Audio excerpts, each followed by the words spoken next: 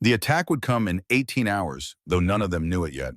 Four Corvian assassins would breach a maintenance engineer's quarters at 0247 station time, armed with weapons designed to incapacitate rather than kill, operating under orders from a noble whose wounded pride had curdled into something far more dangerous than mere political opposition. Samuel Mercer would fight them with nothing but 47 years of survival instinct and intimate knowledge of the station he had maintained for 15 years.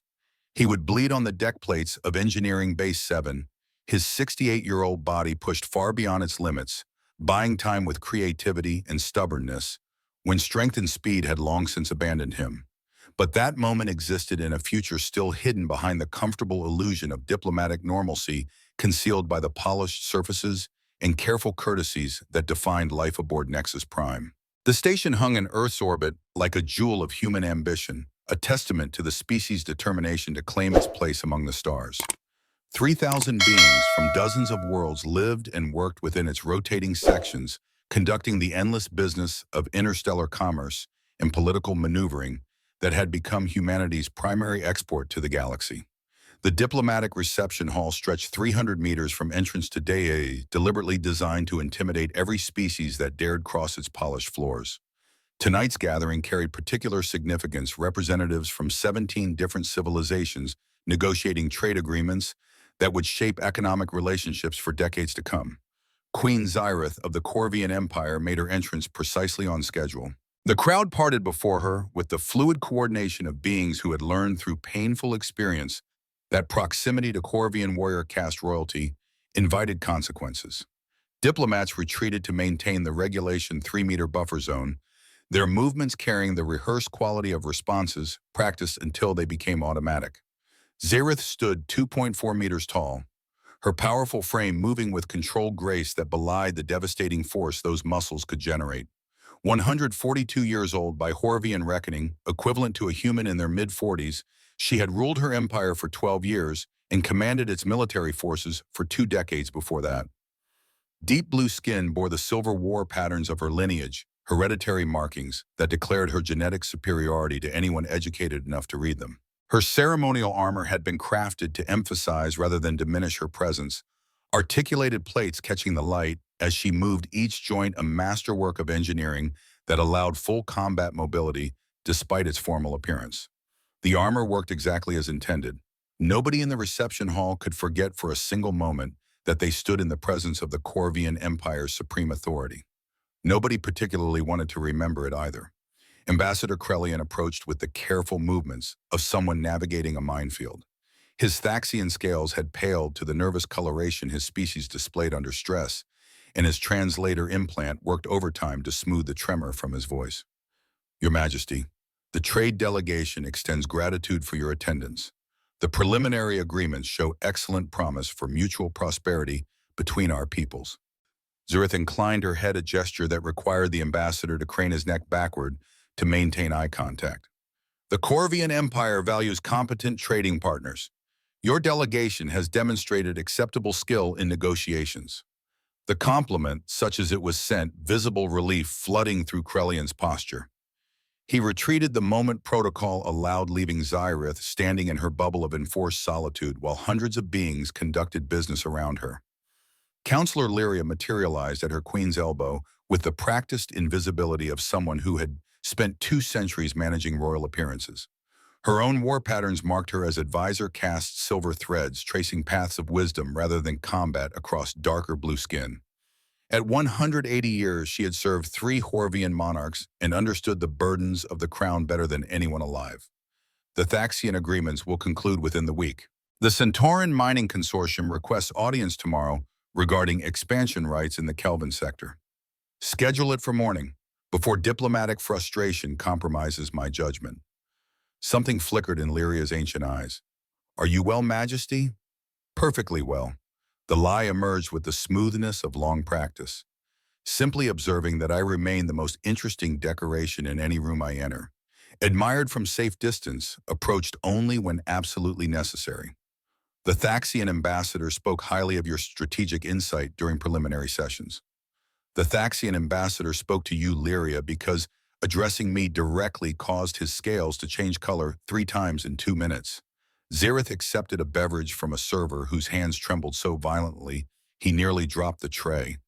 She pretended not to notice an act of mercy perfected over years of watching people struggle to serve her without fleeing. I have spent 12 years proving that Corvian strength is matched by Corvian wisdom. Every major treaty in this sector bears my influence. Every significant alliance acknowledges our position. Your accomplishments are unprecedented in our empire's history. My accomplishments are profoundly lonely. The word hung between them, heavy with implications that Lyria understood but could not address. Corvian culture offered no framework for a queen who possessed everything except the one thing her biology demanded, a partner capable of standing beside her without trembling. Across the reception hall, a cluster of Corvian males engaged in animated conversation. Zareth recognized General Thuron among them, his compact frame draped in the ceremonial sash of high military command. They had trained together at the Imperial Academy back when Zareth was merely tall, rather than towering, when her genetic potential remained unrealized and friendship between castes followed natural patterns. Thuron glanced toward her, held eye contact for perhaps 2 seconds, then looked away with the careful speed of someone avoiding a predator's attention. The gesture carved another wound into the collection Zareth had accumulated across her reign. She remembered Thuron laughing at her observations during her academy exercises, remembered easy camaraderie forged through shared struggle in training scenarios designed to build bonds that would last lifetimes. That Thuron had vanished forever the day her growth surge pushed her past the height of every male in their class. Memory surfaced unbidden, dragging her backward through years of accumulated disappointment. Private quarters decorated with traditional bonding symbols. Vonrich's attempt at creating romantic atmosphere for what he had planned as a significant evening in their courtship. She had arrived early, eager for genuine connection with someone who seemed capable of seeing past her crown to the person beneath. Their voices carried from the corridor, Vonrich and his cousin speaking with the careless volume of people who believed themselves alone. The cousin had asked about the relationship's progress, curiosity colored with nervous fascination that everyone displayed toward Zareth's personal life. The response had frozen her outside the door, hand raised to knock, heart suddenly struggling to maintain rhythm. She makes me feel like a decorative pet, something small and amusing that she tolerates because it entertains her. I cannot spend my existence looking up at someone, literally and figuratively. Can you imagine bonding ceremonies? The images would make our entire lineage appear ridiculous. Zareth had departed without announcing her presence. The courtship ended through formal channels the following week, attributed to incompatible scheduling demands. Vonrich had seemed relieved, confirming everything his overheard words had implied. That had been the first lesson. Others followed, each teaching identical, brutal truth through different instructors. Thessar had been a diplomat, sophisticated and cultured, attracted to Zareth's political mind rather than her physical presence. Their connection grew across months of intellectual discourse, debates about policy and philosophy that made her feel valued for her thoughts rather than measured by her dimensions. She had permitted herself hope, that dangerous emotion she kept attempting to extinguish. Hope died during a state dinner, watching Thessar struggle with a ceremonial bench. That tradition required guests to arrange. Zareth had lifted the heavy furniture one-handed without conscious thought, a casual gesture born of practical efficiency rather than any desire to demonstrate superiority. Something in Thessar's expression had transformed in that moment. Not fear precisely, but a kind of extinction. The light that had drawn him to her simply vanished, replaced by something she recognized from too many previous encounters. He completed the dinner with appropriate courtesy, maintained the relationship for another month of increasingly distant interactions, then withdrew with elegant excuses about career demands requiring his full attention. Zareth understood the actual reason without requiring explanation. She had reminded him of physical reality his mind could not reconcile with partnership. The pattern repeated with variations across years of attempted connections. Corvian males wanted partners they could feel strong beside, protectors of smaller mates, providers who demonstrated worth through capability. Zareth's genetics rendered her incapable of fitting that framework. She could protect anyone, provide for anyone, stand as the most powerful presence in any space she occupied. Nobody wanted protection from the person they were supposed to protect. She had stopped trying eventually, armored herself in authority, transformed loneliness into power, pretended empty quarters and silent evenings were choices rather than defaults. The fiction grew more comfortable with practice until some mornings she almost convinced herself it was true. The reception continued around her, hundreds of beings forming connections, while Zyrith observed from enforced solitude. She cataloged exits and security positions, automatically tactical awareness that never ceased regardless of circumstances. The habit provided comfort through familiarity, reminder that some skills remain valuable even when others failed her completely. Lord Vexar emerged from the crowd with predatory suddenness, his approach violating standard buffer protocols by stopping at 2 meters rather than 3, close enough to read as either courage or calculated insult, depending on interpretation. Your Majesty, his bow carried excessive flourish performance designed to attract attention rather than demonstrate genuine respect. What profound honor to find you gracing this gathering with your magnificent presence. Zyrith processed the subtext beneath Vexar's elaborate courtesy. They shared history, this noble and her crown. He had sought her favor years ago, presenting himself as suitable consort with political connections that could strengthen her position. The rejection had been necessary, but not gentle, and Vexar's pride had never recovered from the public nature of his failure. Lord Vexar, your delegation's proposals regarding mining expansion showed unexpected competence in the preliminary review. High praise indeed from such elevated heights. The words carried deliberate double meaning, his gaze traveling along her towering frame with obvious intent. I have heard interesting rumors regarding your Majesty's recent activities, spending time in lower levels among technical staff, quite unusual for one of your station. The observation revealed that Vexar maintained sources monitoring her movements. Zyrith filed the information for later analysis, adding it to ongoing assessment of potential threats within her own delegation. A competent ruler understands all aspects of facilities where she conducts imperial business. Of course, of course. Vexar's smile widened, showing teeth in a gesture that might have appeared friendly from anyone else. I merely observe that your Majesty remains unaccompanied in such explorations. After all these years of solitary reign, one might speculate whether standards have become impossible to meet or whether the right candidate simply has not presented himself with appropriate persistence. The insult concealed itself beneath courtesy like a blade beneath silk, suggesting that Zyrith's isolation resulted from personal inadequacy rather than circumstance. She recognized the technique from hundreds of similar conversations, the careful cruelty of someone unable to attack directly but unwilling to miss opportunities for subtle wounds. One might also speculate, Lord Vexar, whether certain candidates mistake persistence for worthiness. Her voice dropped into lower registers that made retreat impossible. Your concern for my personal circumstances is noted and dismissed. Vexar retreated with appropriate formality, but something dangerous glittered in his eyes as he dissolved back into the crowd. Zyrith watched him depart, instincts honed through years of political combat recognizing the particular threat he represented. The station's emergency lighting activated without warning, bathing the reception hall in crimson urgency. Alarms followed, multilingual announcements cutting through diplomatic murmur with mechanical calm. Environmental system malfunction detected in the diplomatic sector. All personnel are directed to relocate to designated backup areas while repairs are conducted.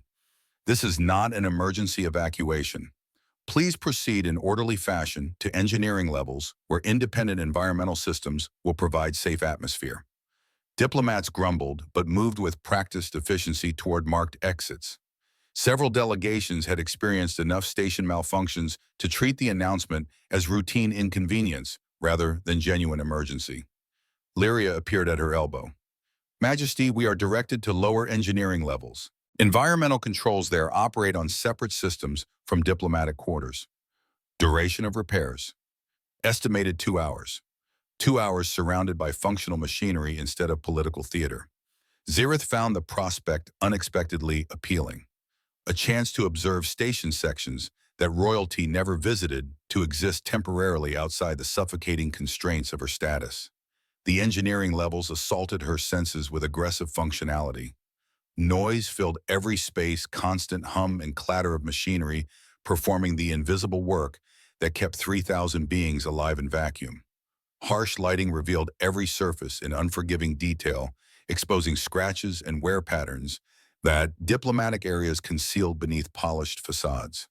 The air carried notes of ozone and lubricant, honest evidence of labor that produced tangible results. Beings moved through apparent chaos with purposeful urgency, shouting technical specifications across distances, carrying equipment solving problems with the focused intensity of people whose work actually mattered. Nobody wore ceremonial anything. Nobody maintained careful distances. Nobody noticed Zareth's arrival.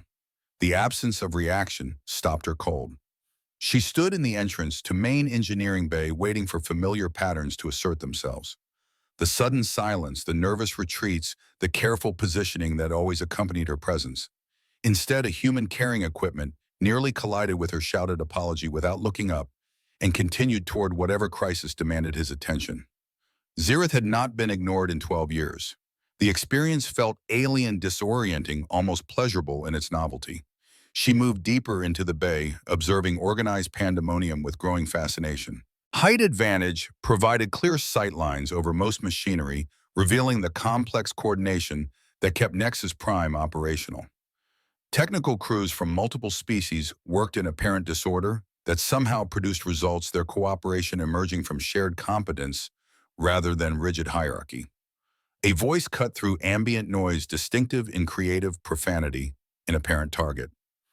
Listen carefully, you worthless assembly of circuits and poor decisions. I have explained the thermal variance problem in 3 languages in 2 forms of interpretive gesture. If you inform me one more time that all systems are nominal, I will introduce you to a concept called percussive maintenance that you will find deeply unpleasant. The speaker had wedged himself into a gap between massive cooling units, legs visible from Zareth's positioned upper body, lost in machinery that apparently disagreed with his diagnosis. His vocabulary expanded as something clanged inside the equipment, followed by sounds that might have indicated pain or merely additional frustration. Zareth watched with unexpected amusement as the human extracted himself from machinery, emerging covered in grease and wearing the expression of someone personally betrayed by inanimate objects. He backed out carefully, turning as he stood and nearly collided with her armored leg. He looked up.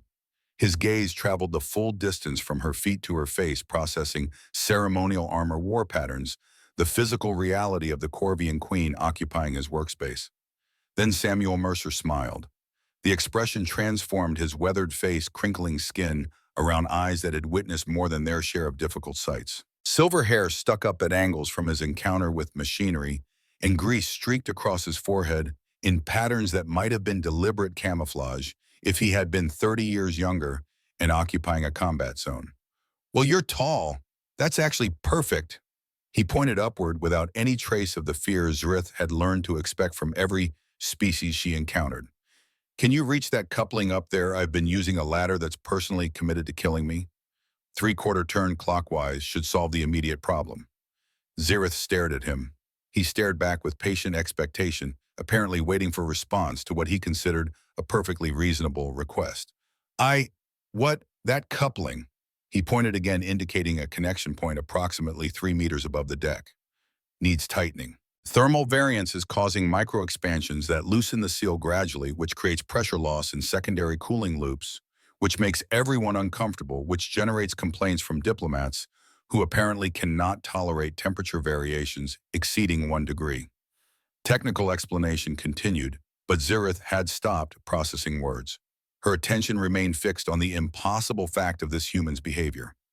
No fear, no careful distance, no elaborate courtesy designed to mask terror. He was looking at her like she was simply another person who happened to be conveniently tall. You're asking me to assist with maintenance.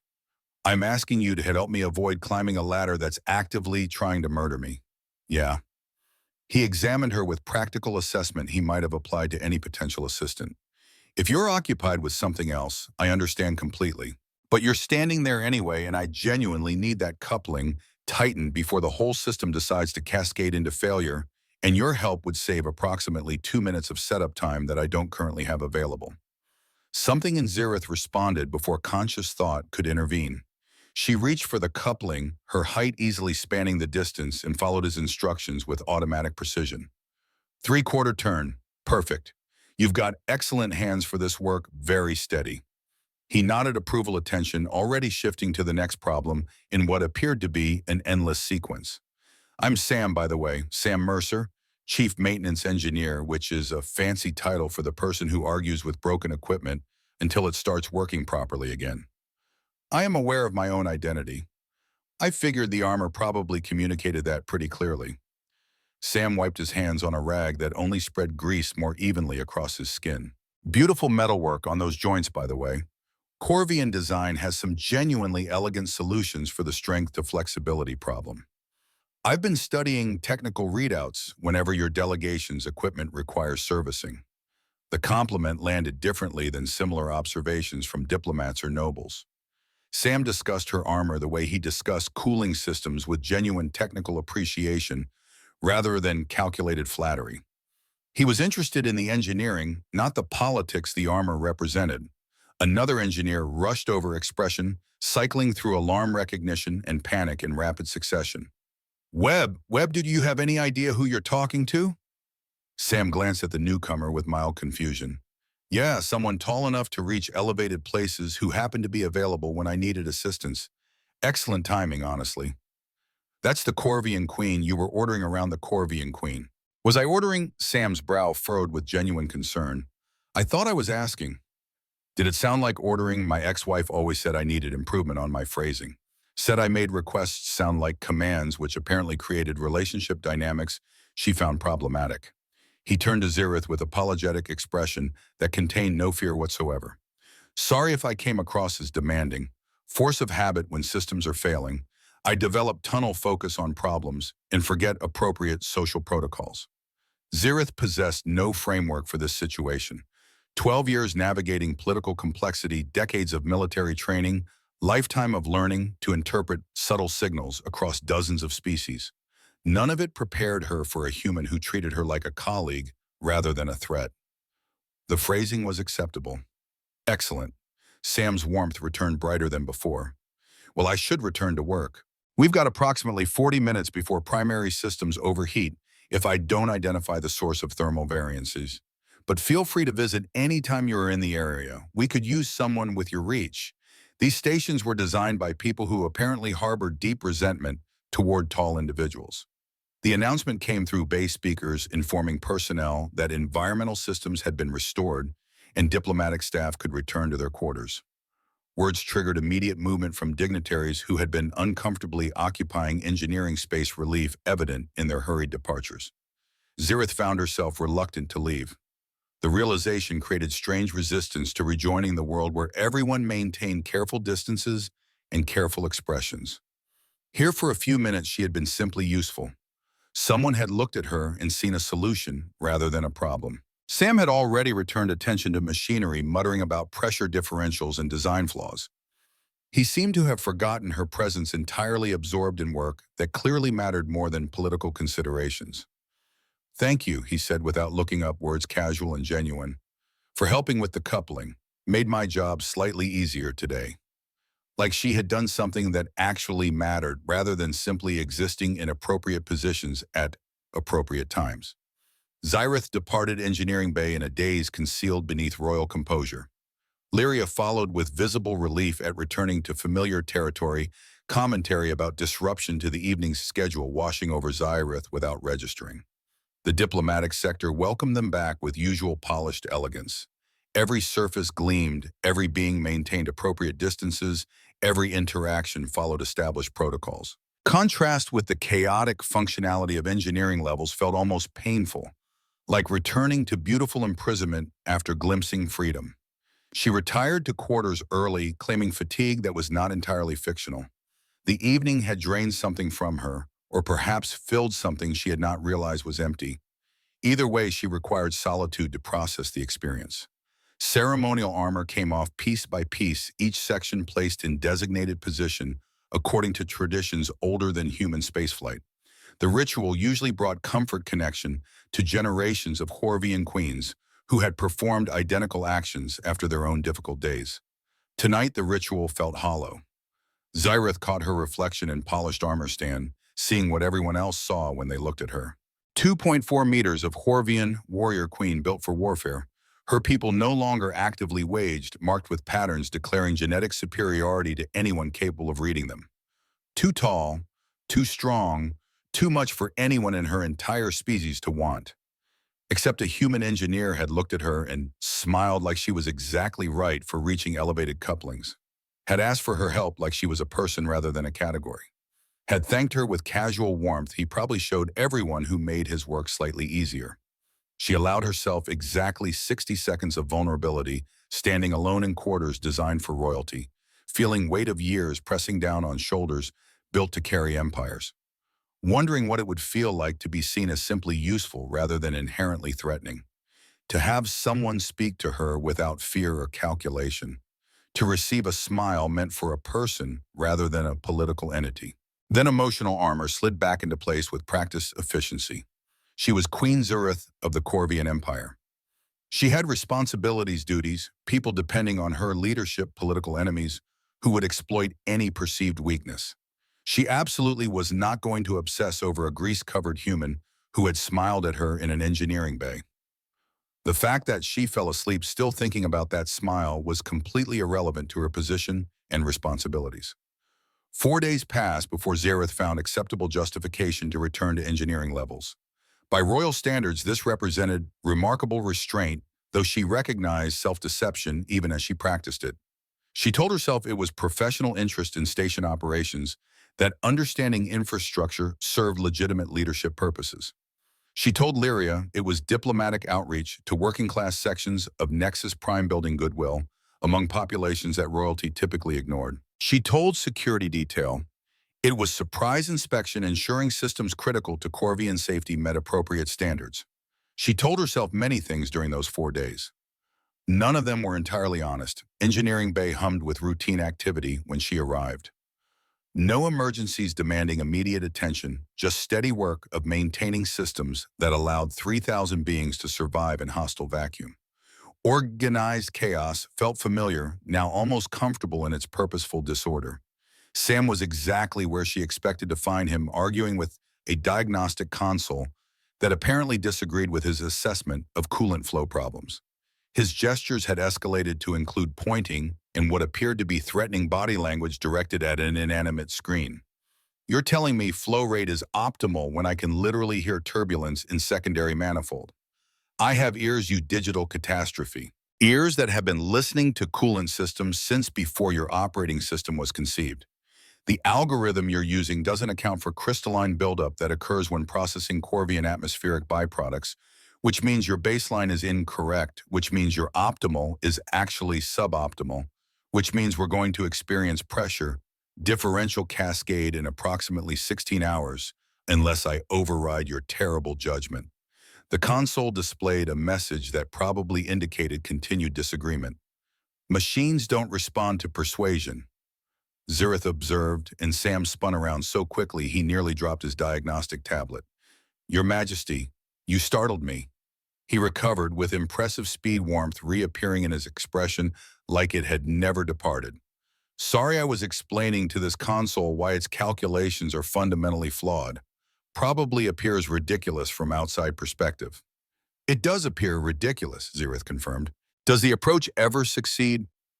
Occasionally. Sometimes I believe systems respond better when I argue with them, but that's probably confirmation bias.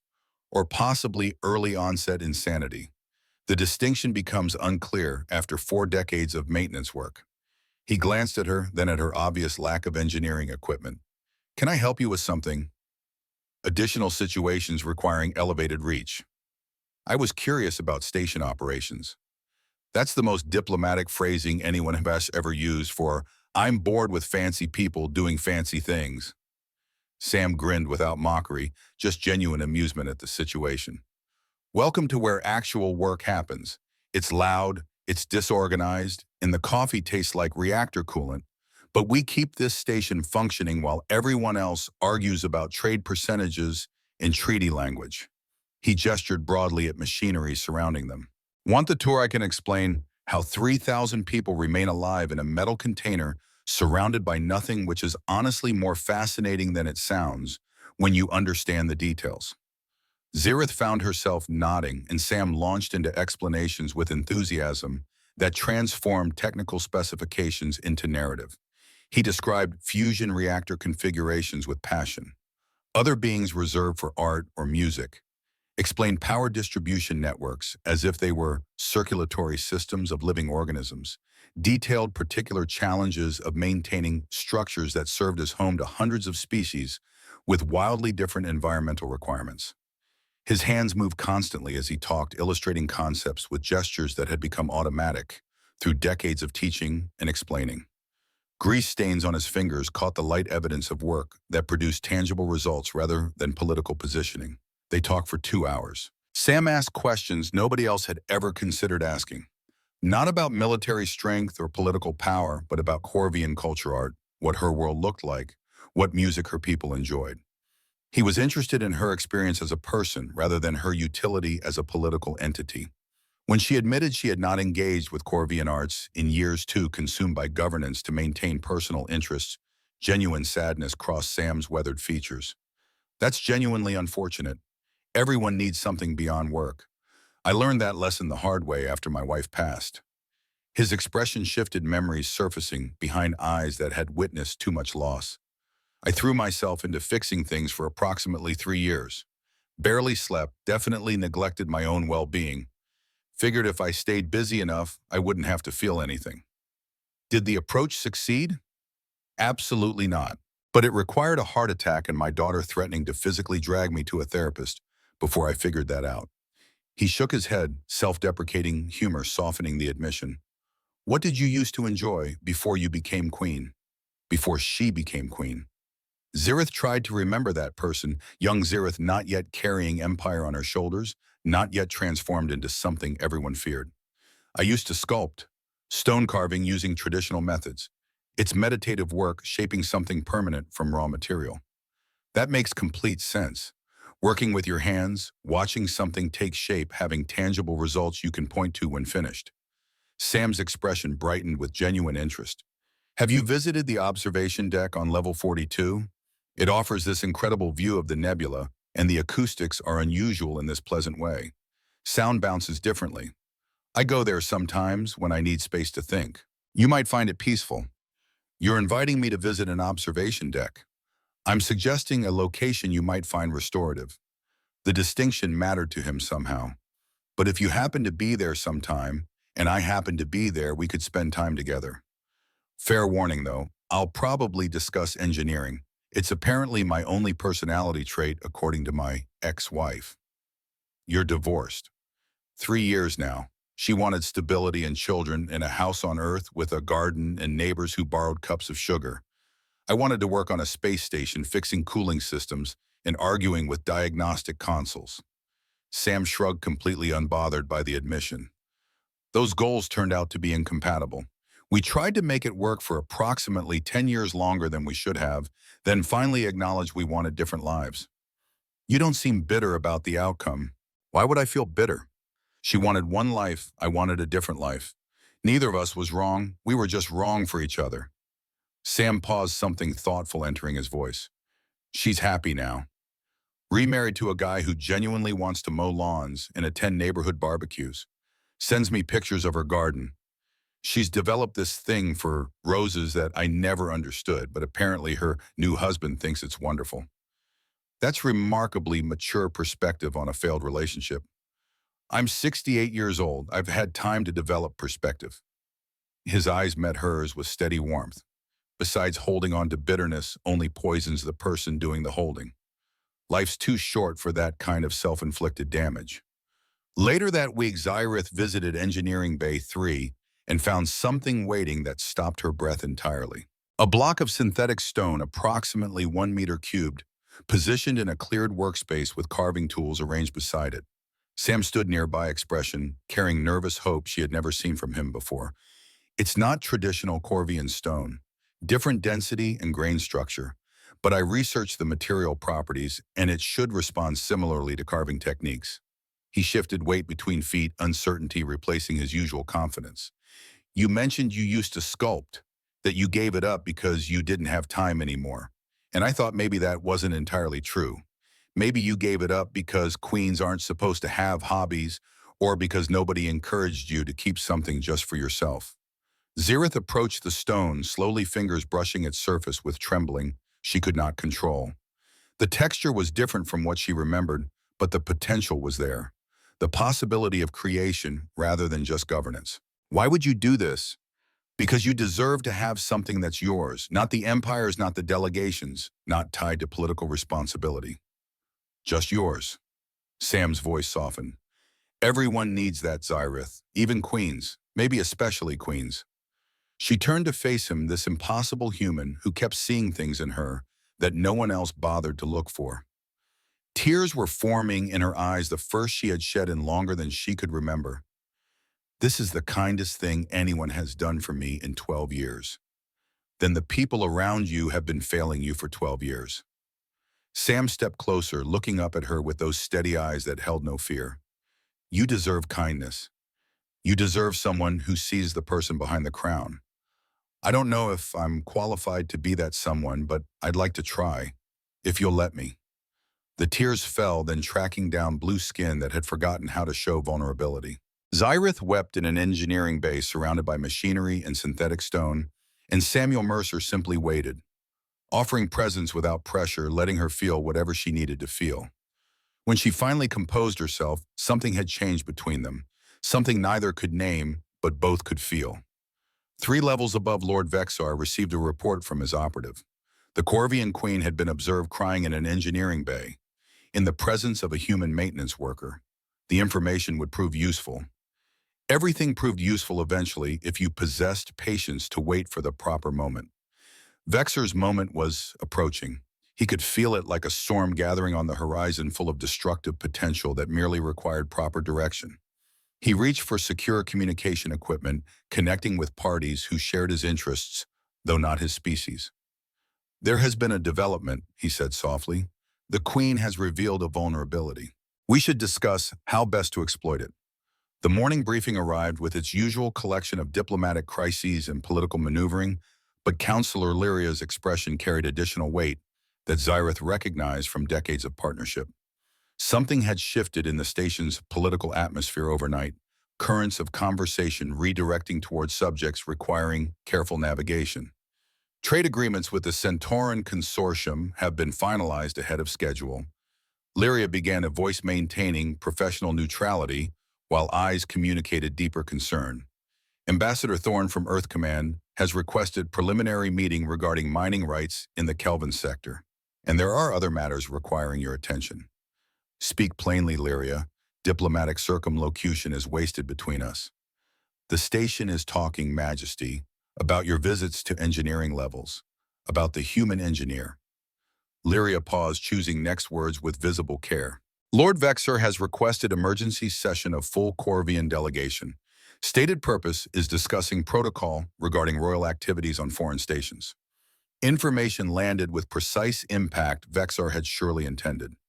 By framing his attack as procedural concern, he could wound without appearing to strike, gather allies among those who valued tradition over tolerance, position himself as defender of Horvian honor, rather than ambitious schemer pursuing personal vendettas. Zyrith had played this game for 12 years.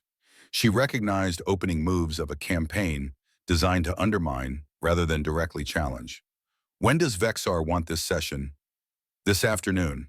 He has already secured agreement from 8 delegation members. 8 members meant Vexar had been building coalition for days while Zyrith was distracted by unexpected happiness. Realization carried bitter flavor, reminder that vulnerability invited exploitation regardless of whether the vulnerable party deserved attack. Schedule it. I'll address their concerns directly. The delegation chamber had been arranged to maximize Vexar's advantages, seating configured to place Zyrith at center of a semicircle of observers. 12 Corvian nobles occupied positions designated for serious deliberation, their presence transforming routine meeting into something approaching tribunal. Vexar stood at focal point posture, radiating satisfaction of someone who believed himself in complete control. Your Majesty honors us with her presence. Greeting carried excessive formality, each word weighted with implications. The delegation has grown concerned about recent observations regarding royal activities. Observations. Zyrith remained standing, using full height to remind everyone present of physical reality they preferred to forget. Speak specifically, Lord Vexar. What observations concern you? Your Majesty has been spending considerable time in station's lower levels, among technical staff, with one human in particular. Vexar's smile suggested he was merely reporting facts rather than constructing accusations. This human is a maintenance worker, a person of no diplomatic standing, no political significance, no apparent qualification for royal attention. Murmurs rippled through assembled nobles' carefully controlled reaction, revealing how thoroughly Vexar had prepared his audience. Samuel Mercer is chief maintenance engineer for this station. His work keeps 3,000 beings alive in an environment that would kill them in minutes without proper support. Xyrith's voice carried resonant authority. His qualifications are practical rather than political. I find that genuinely refreshing. Refreshing, Vexar tasted the word. Your Majesty finds it refreshing to associate with inferior species, to spend hours in conversation with a creature who would be considered servant class on our homeworld. I find it refreshing to spend time with someone who engages with me as a person rather than a political opportunity or a threat requiring management. Xyrith stepped forward, closing distance that made Vexar's supporters shift uncomfortably.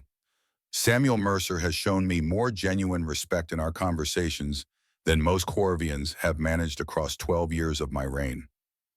Respect, word emerged sharp with disbelief. He cannot even look you in the eye without craning his neck like a child gazing at a monument. How can such posture represent respect? He looks me in the eye without fear. That is valuable precisely because it is rare. Xyrith surveyed assembled nobles, noting how many avoided her direct gaze even now. Can any of you claim the same? Can you, Vexar? Our challenge hung in air, uncomfortable and unanswered.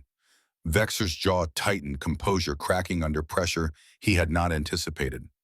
This is not about eye contact, Your Majesty. This is about dignity of the Corvian crown. You are our empire's representative to the galaxy. Your associations reflect on all of us. Then let them reflect well. Xyrith's voice dropped into registers that made retreat impossible.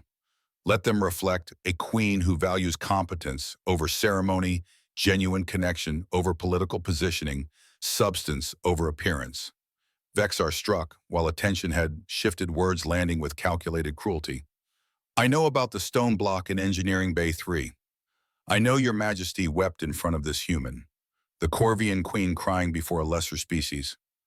What does that suggest about fitness for leadership? Silence followed nobles, processing implications that cut deeper than political disagreement. Vexar was not merely questioning her judgment. He was questioning her fundamental worth as Corvian female. You speak of weakness, Lord Vexar.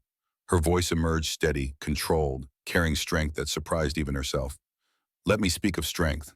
I have ruled this empire for 12 years, negotiated treaties, expanding our territory by 15%, maintained military readiness, deterring aggression from species twice our size, elevated Corvian standing to heights our ancestors never imagined. She stepped closer to Vexar, close enough that he had to tilt his head back to maintain eye contact. And in all that time, not one Corvian male has shown genuine interest in me as a person. You pursue power through my crown or flee from reality of my presence. You calculate political advantage or you calculate safe distance. Not one of you has ever simply engaged with me without agenda or fear. Her voice dropped further. Samuel Mercer sees me as a person. He asks about my interests without political motivation. He shares his experiences without calculating potential gain. He looks at me and sees someone rather than something. If that makes him lesser in your estimation reveals your own limitations. Vexar recovered with practiced smoothness. Beautiful words, Your Majesty, but they do not change fundamental reality. This human is physically weak, culturally primitive, socially insignificant. Your interest in him suggests either desperation or deteriorating judgment. This session is concluded. Xyrith cut him off with authority that brooked no argument. Anyone wishing to further discuss my personal associations may submit formal concerns through appropriate channels. She departed before Vexar could respond, leaving him standing amid nobles whose expressions had shifted from supportive to uncertain.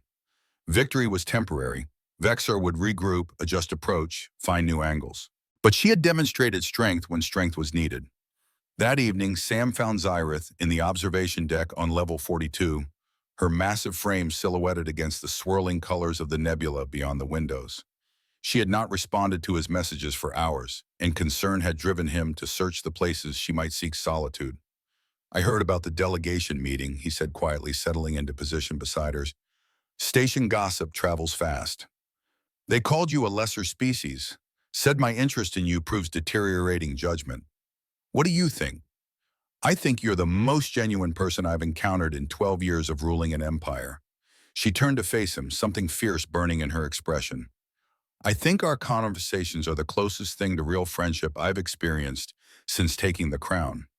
I think when I'm with you, I remember what it feels like to be someone rather than something."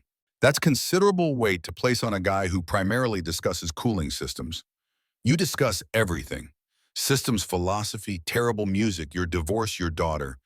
You engage with me like I'm worth engaging with. You are worth engaging with. He said it simply without flourish or qualification. You're brilliant. You're funny when you allow yourself to relax and you actually listen when people talk instead of waiting for your turn to speak. I'm also capable of bending metal with my bare hands. Most people find that intimidating rather than attractive. Most people lack imagination. Sam reached for her hand, his fingers small against her larger grip, but warm and certain. "Xyrith, I need to tell you something, and I need you to hear it without the political filters you've developed for self-protection. What? I care about you, not as queen, not as political entity, not as fascinating alien specimen. I care about you. The person who laughs at my terrible jokes and gets passionate about engineering solutions and cries when someone shows her basic kindness." He looked up at her with those steady eyes. "I'm 68 years old. I've learned to recognize what matters. You matter.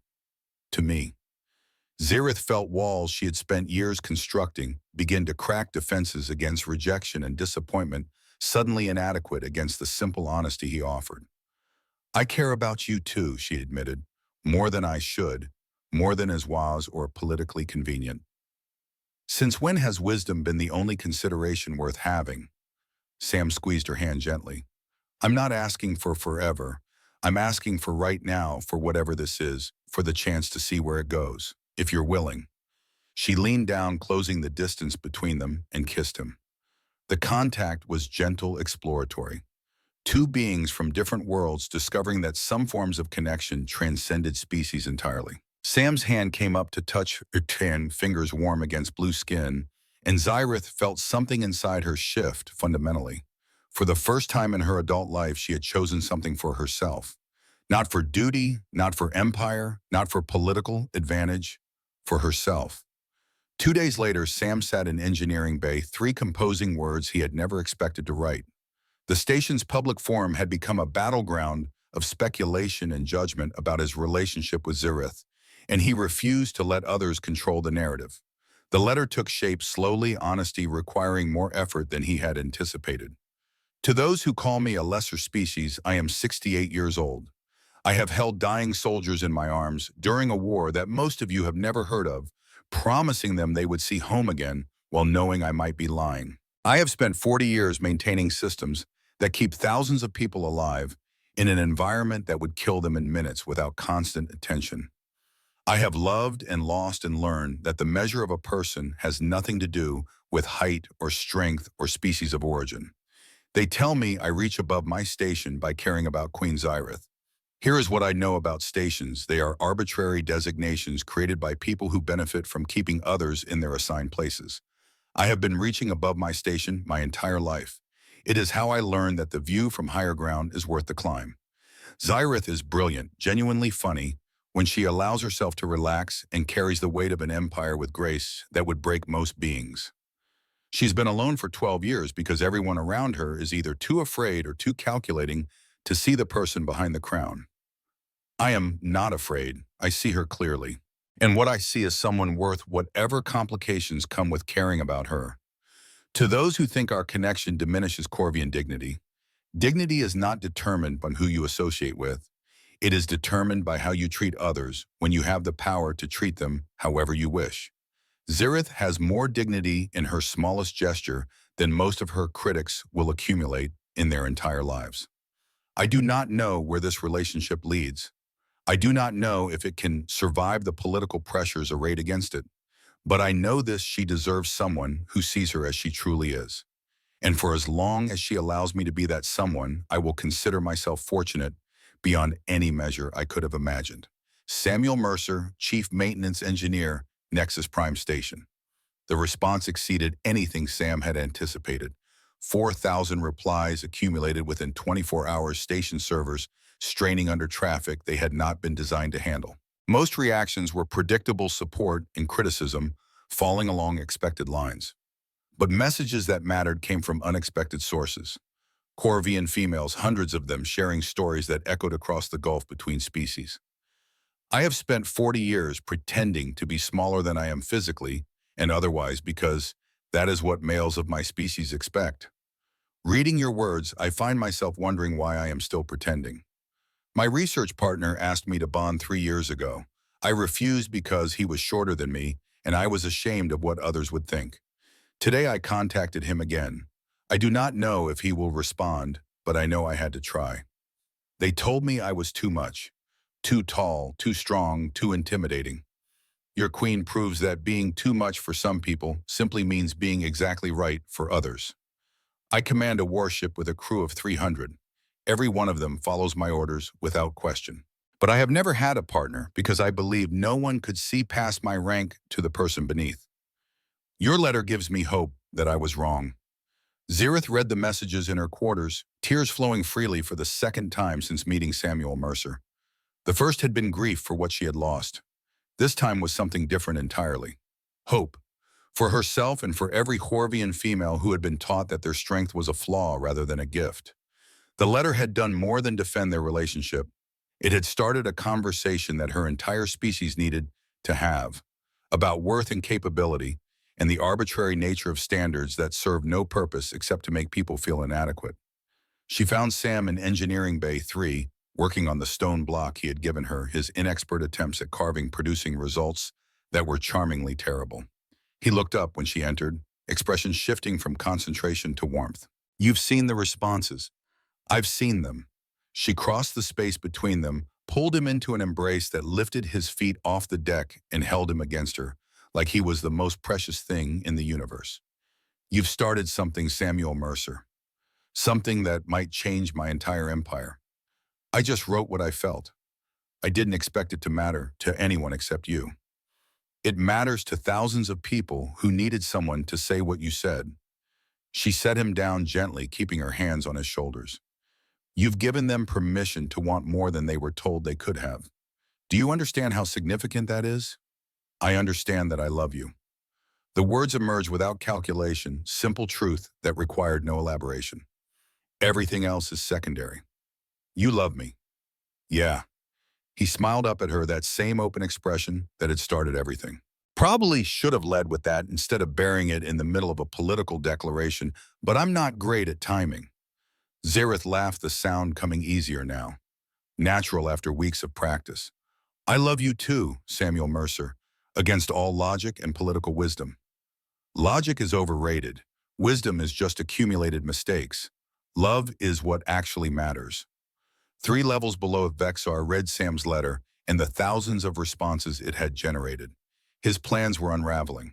The human's words had transformed what should have been shameful into something approaching admirable. Worse, the responses from Corvian females threatened to turn public opinion against anyone who challenged the Queen's relationship. He needed to act quickly before the narrative shifted entirely beyond his control. Accelerate the timeline, he instructed his operative through secure communication. The attack happens tonight. Make sure the human understands the cost of reaching above his station. The message to Krath Zirith's head of security was more carefully worded. Reminder of what was at stake. Reminder of family held hostage on Corvian homeworld. Reminder that cooperation remained the only path to protecting those he loved. Krath received the message in the security office, where he had spent 8 years protecting a queen he genuinely respected. His hands trembled as he composed his response, confirming that Samuel Mercer would be alone in his quarters at 0247 station time, that security patrols in that section would be conveniently reduced. He told himself he had no choice, that protecting his mate and children required this betrayal, that the human would probably survive would merely be frightened into leaving the station, leaving the Queen to find appropriate companionship among her own kind. He almost believed it. Almost. Colonel Marcus Webb contacted Sam that evening through private channel, his weathered face carrying concern that transcended their decades of friendship. "Sam, we need to talk." "What's on your mind, Marcus?" "Your letter has stirred up significant trouble. The Corvian delegation is split between people who support the Queen's relationship and people who see it as opportunity to challenge her authority." Marcus paused. "I've been hearing things. Whispers about actions being planned. Nothing concrete enough to act on officially, but enough to worry me."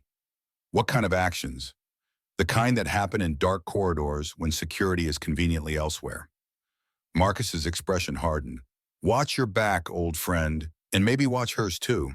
People who feel threatened by love have an unfortunate tendency toward violence. I survived Kafji. I can survive unhappy politicians.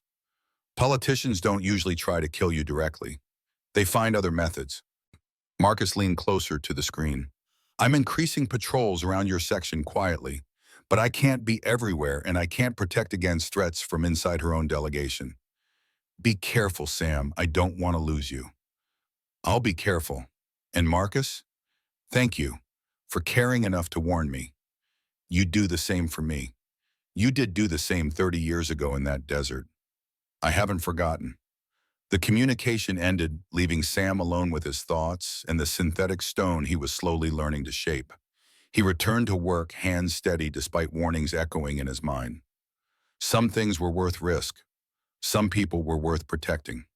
He had learned that lesson in the desert 3 decades ago, and nothing since had changed his conviction. At 0247 station time, his quarters door cycled open without authorization. 47 years of survival instinct activated before conscious thought could catch up. Sam rolled from his bunk, hitting the floor on the side away from the entrance, hand reaching for the heavy wrench he kept within arm's reach.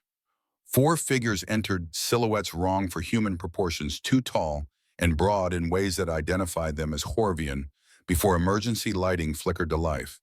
They moved with military precision, spreading to cover angles, cutting off retreat with efficiency of professionals who had done this before. Sam processed tactical reality with cold clarity. 4 opponents, each physically superior. Confined space limiting maneuverability. No weapons beyond wrench and whatever he could improvise. Impossible odds. But impossible had been a regular feature of his life since a young medic first crawled through artillery fire to reach wounded soldiers. Samuel Mercer, lead attacker, spoke standard with accent of someone who had learned it for professional purposes. "Come with us quietly or come with us damaged. The choice is yours." "I appreciate options." Sam shifted grip on wrench. "But I need a third choice. How about you leave and we pretend this never happened?" Response was motion rather than words. Strike aimed at Sam's head that would have ended confrontation instantly if it had connected. It did not connect. Sam had spent decades learning that survival against superior opponents required refusing to fight on their terms. He dropped beneath the strike's arc, letting momentum carry attacker forward while he rolled toward environmental controls. His hand found the emergency override he had installed years ago, modification that violated regulations but seemed prudent for someone working with dangerous systems. Control-activated flooding space with superheated steam from water recycling system. Corvians recoiled from scalding vapor, visual sensors, overwhelmed tactical coordination disrupted. Sam used chaos to move through space he knew intimately despite blinding steam. Wrench connected with something solid, drawing grunt of pain.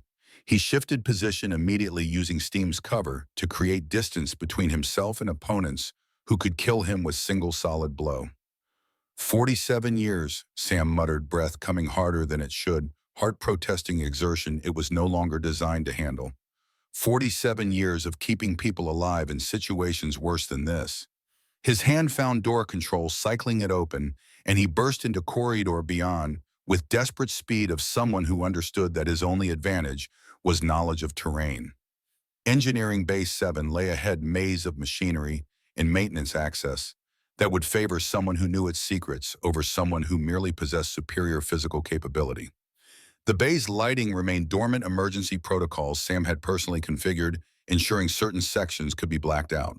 He moved through darkness with certainty, of long familiarity, hands finding obstacles his pursuers could not see.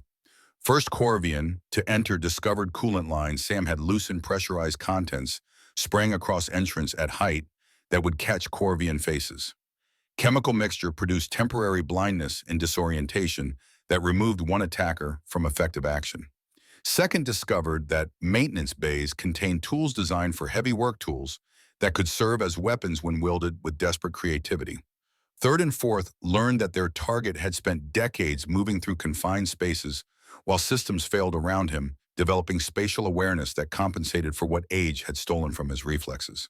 But numbers and physical superiority could not be entirely overcome. A blow caught Sam's shoulder, spinning him into machinery hard enough to crack ribs. Another strike found his thigh, dropping him with pain that threatened to overwhelm conscious thought. He was losing. He had known from the beginning that he would lose eventually. Lead attacker loomed over him. Enough games, human. Lord Vexar wants you alive, but he did not specify condition. Vexar, Sam spat blood. Should have known. Politics hiding behind hired muscle. You reached above your station. Now you pay the price. Sam's hand closed around piece of debris, something metal and sharp-edged. Not much of a weapon, but enough for final gesture. I've been reaching above my station my whole life. It's how I know the view is worth the climb. He struck with everything remaining improvised blade-finding gap between armor plates that his engineering knowledge had identified as structural weakness. The Corvian howled, more surprise than serious injury, but distraction bought seconds Sam used to trigger emergency alarm. Sirens shattered darkness, strobing lights activating throughout section. Attackers faced choice between completing mission and escaping before security arrived. They chose completion. The blow that followed drove Sam into unconsciousness, but not before he heard distant sound of running feet and shouted orders, suggesting his alarm had achieved its purpose. He had bought time. Whether it would be enough remained to be seen. Xyrith learned of the attack through Lyria, whose expression carried particular devastation of someone delivering news they wished they did not possess. Words registered slowly, each adding weight to horror threatening to overwhelm rational thought. Attack. Engineering Bay. Samuel Mercer. Critical condition. She was moving before conscious decision formed, striding through corridors that seemed impossibly long distance, becoming enemy as she raced toward medical bay where Sam had been taken. Colonel Marcus Webb intercepted her outside medical facilities, expression mixing professional composure with personal grief. Your Majesty, I need to brief you before you enter. Is he alive? Yes, but injuries are serious. Multiple fractures, internal bleeding, significant trauma. Marcus paused. Doctors say he'll survive. Recovery will take time. Who did this? 4 Corvians. They escaped before my teams could intercept. Marcus met her eyes. We both know who sent them. Question is whether we can prove it. Xyrith felt rage building cold and focused the killing fury. Her species was famous for finally having appropriate target. Vexar had done this, had sent assassins against an unarmed civilian because that civilian dared to love her. I want to see him. Sam lay in treatment pod, bearing little resemblance to the cheerful engineer who had asked her to reach high couplings. Bruises darkened his weathered face, medical devices monitored vital signs flickering with concerning irregularity. She approached slowly, massive frame, suddenly feeling clumsy in space designed for fragile humans. Contrast between her power and his vulnerability struck with physical force. I should have been there. Words emerged without conscious choice. Should have anticipated Vexar would escalate. You couldn't have known. Dr. Elena Vasquez spoke from nearby. And from what Colonel Webb tells me, Sam wouldn't have wanted you there. He's protective that way, even when he's the one needing protection. Xyrith stood vigil as hours passed, watching slow rhythm of his breathing, monitoring displays, translating survival into numbers and graphs. When Sam finally woke, his eyes found her, immediately relief crossing battered features. Still here. His voice emerged rough, damaged. Wasn't sure I'd make it. The doctors say you'll recover, though you'll need to actually rest for once. Rest is for people who don't have cooling systems to maintain. He attempted smile that became wince. Did we get the moon? One dead by your hand, two injured, fourth escaped with evidence. She paused. You killed a trained Horvian warrior, Samuel. Got lucky. Found armor gap I remembered from studying your ceremonial plates. His eyes drifted toward ceiling. Didn't want to call anyone, but they weren't giving choices. They were sent because of me, because Vexar wanted to wound me through you. I figured. Sam's damaged hand found hers. Doesn't change anything. It should. This is what caring about me costs. I know the cost. His grip tightened weakly. Still choosing you. Still worth it. The investigation took 3 days to produce results, satisfying both Corvian legal standards and station protocols. Evidence accumulated, pointing toward conclusions that surprised no one but would prove challenging to act upon without solid proof. Then Krath came forward. He appeared at Zirith's quarters in early hours of fourth morning posture, carrying weight of confession rather than confidence of his usual bearing. Guards tensed at his approach, hands moving toward weapons, but she waved them to stillness. Krath, you have something to tell me. Yes, Majesty. Voice emerged hollow. I have betrayed you. I provided information to Lord Vexar about Samuel Mercer's location and schedule. I enabled the attack that nearly killed him. Admission landed with force of physical assault. Krath had served her for 8 years, trusted with her safety during most vulnerable moments. His betrayal represented failure of judgment she had believed herself incapable of making. Why burn? Vexar holds my family, my mate and children on Corvian, held by his allies as guarantee of cooperation. Composure cracked anguish, bleeding through military discipline. He contacted me months ago, demanded small things at first, information about your movements. I told myself it was harmless. And when it became more, by then I was compromised. He had evidence of my cooperation, leverage to destroy my career and family's reputation, and he made clear that refusing further cooperation would result in harm to those I love. Krath dropped to his knees. I have no excuse. I ask only that you believe I never intended for anyone to die. And you believed him when he promised the attack would be mere intimidation. I wanted to believe. The alternative was accepting I had enabled murder. His voice broke. When I learned how badly Mercer was injured, I knew I could not continue. Whatever happens to me, whatever happens to my family, I cannot carry this weight any longer. Zirith studied the broken warrior at her feet. Krath's confession provided evidence chain needed to implicate Vexar directly. It also presented choice about what kind of ruler she wanted to be. Stand up, Krath. She waited until he had regained his feet.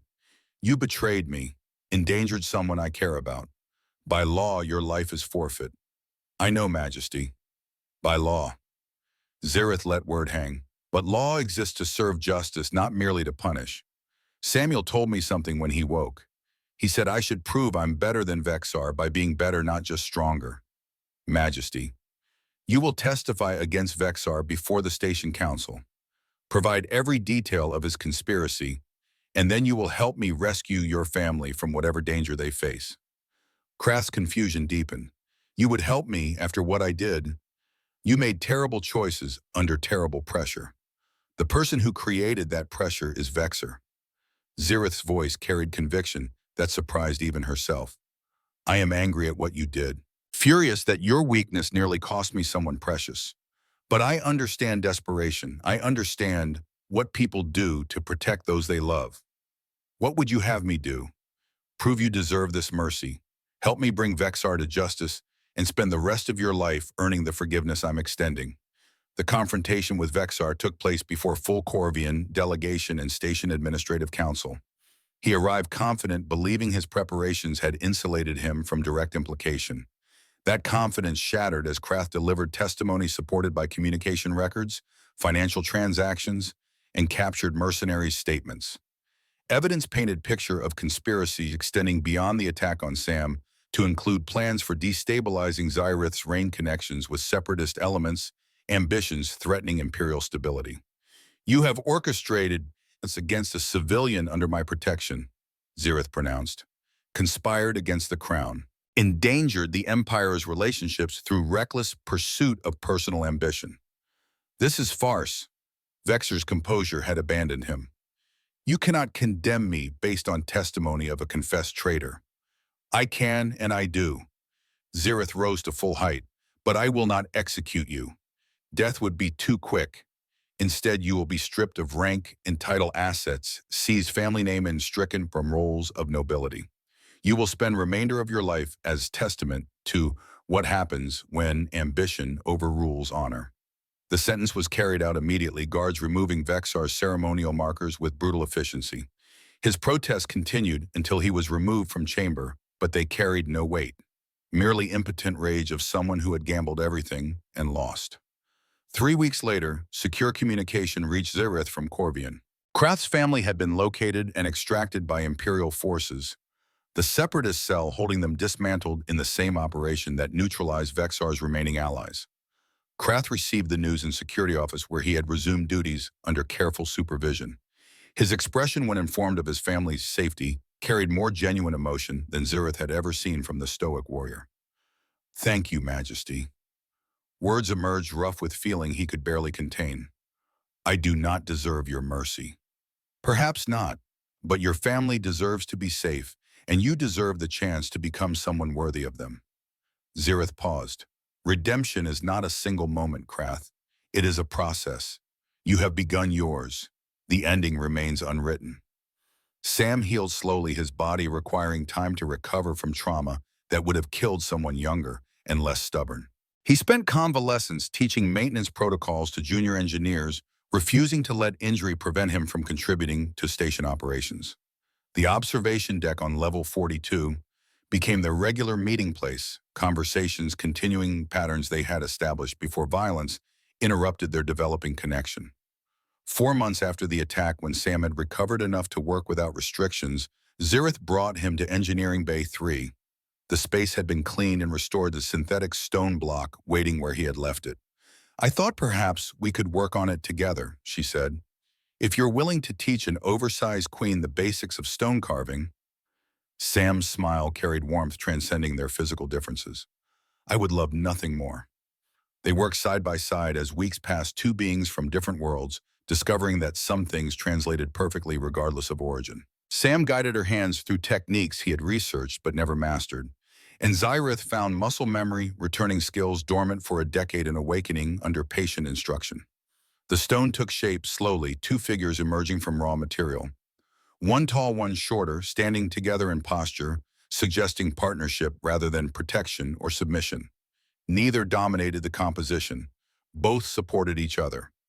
"What should we call it?" Sam asked during a break from carving. In Corvian tradition, sculptures receive names capturing their essence. The word that comes to mind translates roughly as unexpected harmony. Two elements that should not fit together, creating something beautiful through combination. "I like that." Sam leaned against her carefully smaller frame, finding comfortable position against her larger one. "Though I might add subtitle, something about stubborn engineers and queens who laugh at terrible jokes. That would make for a very long plaque. Quality art requires detailed explanation." The formal bonding ceremony took place 6 months after the attack, combining Corvian tradition with human elements Sam had requested. His daughter Lisa traveled from Houston to attend, bringing photographs of her mother and grandparents, physical connections to human family that would now intertwine with Corvian royalty. Lisa proved to be everything Sam had described and more. 42 years old, a teacher like her mother, had been with her father's direct manner and her own particular warmth.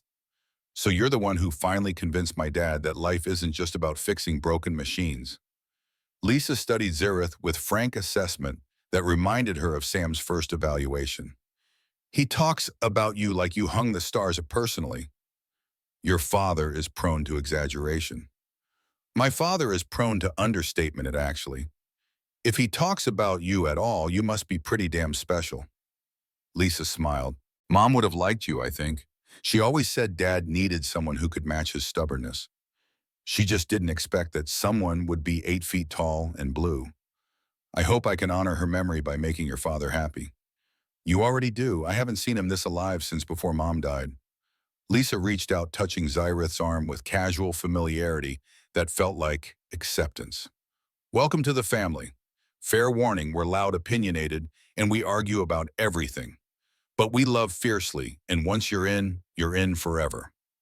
The ceremony itself reflected fusion they had achieved in their relationship. Corvian rituals emphasized strength and commitment, exchange of war markings, declaring partnership to all who could read them. Human traditions focused on spoken promises, words capturing intention and hope.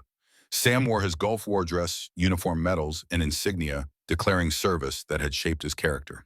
The uniform fit differently than it had decades ago, but it still represented who he was at his core. Xerath wore ceremonial armor modified to incorporate elements honoring both heritages, traditional Corvian craftsmanship, combined with details referencing human aesthetic traditions. Sam's vows came first voice carrying clearly through assembled witnesses. I'm 68 years old. I've seen war and peace and everything between. I've held people while they died and celebrated while they lived. I thought I understood what mattered, but you taught me I was only partially right. What matters is finding someone who sees you clearly and chooses you anyway. What matters is building something together that neither could build alone. What matters is you, Xyrath. Not the queen, not the warrior, just you. I choose you today and every day that follows for whatever time we have together. I cannot promise forever, but I can promise that every day I have left, I will spend trying to be worthy of your love. Xyrath's response came in formal cadence of Corvian ceremonial speech, but words were entirely her own. I have ruled an empire and commanded armies, negotiated with hostile species and faced threats that would destroy lesser nations. None of that prepared me for you. You looked at me and saw a person when everyone else saw a monster or prize, offered friendship when I had forgotten friendship was possible, gave me back parts of myself I thought were lost forever. I choose you, Samuel Mercer, not despite our differences, but because of what those differences have taught us both. I am yours and you are mine, and together we are more than either could be alone. I cannot promise to be less than I am, but I promise that everything I am belongs to you for as long as stars burn and beyond. The marking ceremony followed Sam receiving silver lines declaring him partner to the Corvian queen Xerath, accepting simple band that human tradition used to symbolize commitment. She wore it on chain around her neck, ring too small for her fingers, but perfect positioned over her heart. The celebration brought together beings from dozens of species, all witnesses to union that challenged assumptions about what relationships could be. Lisa danced with Corvian generals.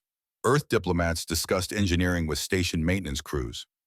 Rigid hierarchies dissolved under influence of joy that recognized no species boundaries.